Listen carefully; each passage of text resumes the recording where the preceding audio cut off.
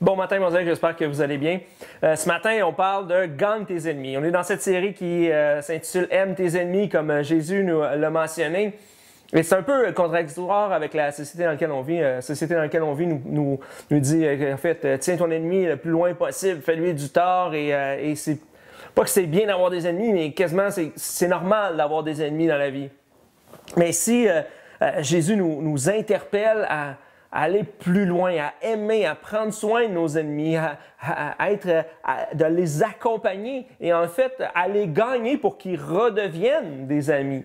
Et dans 2 Thessaloniciens 3, les versets 13 à 15, ça dit « Quant à vous, frères et sœurs, ne négligez pas de faire le bien. Si quelqu'un n'obéit pas à ce que nous disons par cette lettre, notez-le et n'ayez pas de relation avec lui afin qu'il en éprouve la honte. Mais ne considérez pas comme un ennemi, mais avertissez-le comme un frère. » Et en fait, celui qui désobéit, celui qui n'agit pas comme nous on l'entend, comme la règle est établie, au lieu que cette personne-là devienne un ennemi, eh bien, l'apôtre Paul nous dit, la façon de l'aimer, d'aimer ton ennemi, c'est de l'avertir comme un frère.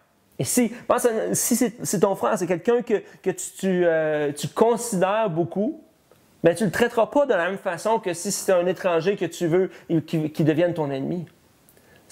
Et cet élément-là est tellement différent et contradictoire avec la société dans laquelle on vit. Quand c'est quelqu'un qui te fait du tort, mais c'est justement œil pour œil, dent pour dent, puis laisse-le aller, puis on ne veut plus le voir.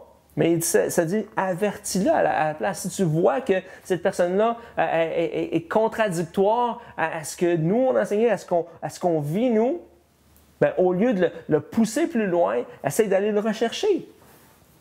Dans Galates 6, les versets 1 à 3, c'est du frère et sœur, si un homme vient à être surpris en faute, vous qui êtes spirituels, redressez-le dans un esprit de douceur. Veille sur toi-même de peur que toi aussi tu ne sois tenté. Portez les fardeaux les uns les autres et accomplissez ainsi la loi de Christ. Si quelqu'un pense être quelque chose alors qu'il n'est rien, il se trompe lui-même. Paul ici dans Galates nous parle de redresser la personne qui a été prise en faute. La personne, au lieu justement qu'elle devienne ton ennemi, bien aime ton ennemi. La personne qui vient te faire du tort, faire quelque chose qui ne fonctionne pas selon, encore une fois, c'est ta philosophie sur les règles établies, c'est-à-dire redresse-le dans un esprit douceur. Et comme on a vu dimanche, le mot redresser, ici, c'est de comme redresser un os qui est cassé. Et ça dit de porter les fardeaux des autres.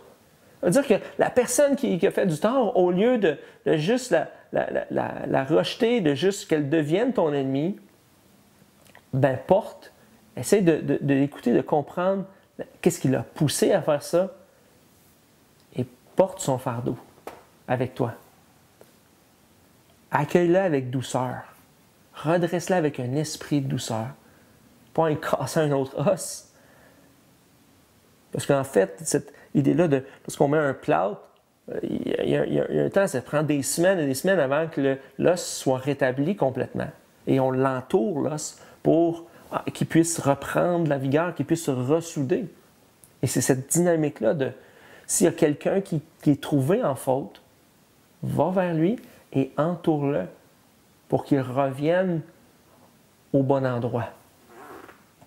Pas pour que tu aies raison, pas pour que tu sois plus en colère, pas pour créer des chicanes davantage, des conflits, mais de le ramener à toi. Lorsqu'on condamne, sur Warsby, lorsqu'on condamne quelqu'un, on fait ressortir le pire de lui. Et souvent, c'est ce qu'on fait. Lorsque quelqu'un est en tort, lorsque quelqu'un est en faute, on fait ressortir le pire de cette personne.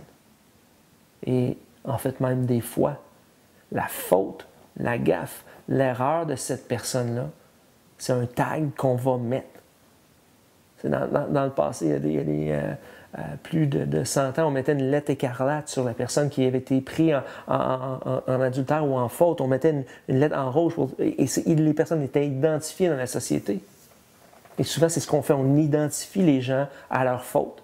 C'est comme si ces personnes-là, on leur dit, ton identité maintenant, c'est plus toutes les bonnes choses que tu as pu faire dans le passé, mais c'est la lettre écarlate que tu es aujourd'hui. C'est ce que je décide de mettre un tag. Mais Jésus, l'apôtre Paul, disent aime tes ennemis, redresse-la avec douceur, entoure-la, supporte-la, supporte ses fardeaux. Et quand on crée cette atmosphère d'amour et de pardon, en fait, on favorise le terrain pour que Dieu fasse, au final, ressortir le meilleur de cette personne. Et en fait, quand on regarde Jésus, c'est pas mal ce qu'il faisait. Les gens autour mettaient des lettres écarlates sur la vie des personnes. Cette personne-là, c'est un ci, ça, c'est un ça. Et Jésus allait vers cette personne-là et enlevait les tags et redonnait la dignité aux gens autour de lui. Parce qu'il aimait ses ennemis.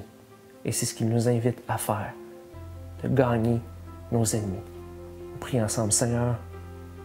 C'est tout qu'un changement de paradigme, Seigneur, que celui de gagner, d'aimer nos ennemis. Et on a besoin de ta grâce, on a besoin de ton esprit, de ta faveur, pour être capable de nous également entourer, redresser avec douceur, porter les fardeaux de ceux qui sont en faute, Seigneur, et de gagner, de ne pas créer plus d'ennemis autour de nous, mais de gagner nos ennemis, Seigneur, et de favoriser un environnement qui va faire en sorte que toi, tu vas les ramener au bon endroit et que tu vas faire ressortir le meilleur d'eux. Dans le nom de Jésus. Amen.